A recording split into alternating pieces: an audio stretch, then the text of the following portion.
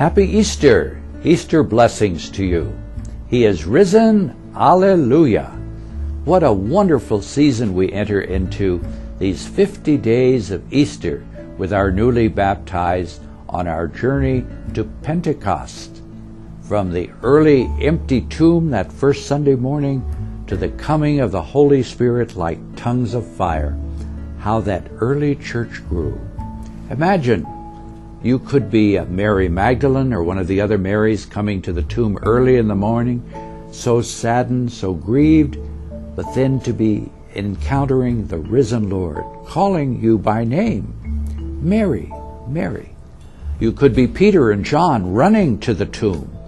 And of course, the younger you are, the faster you'll get there. But Peter made it, you make it, you look, you see an empty tomb, the cloths, and you wonder, you leave wondering until Mary comes and says, it's the Lord, it's the Lord. He's telling you, He's risen, go to the Galilee. Throughout these 50 days, the encounters that we have with people who still doubt, people who still say, no, I can't believe in an empty tomb.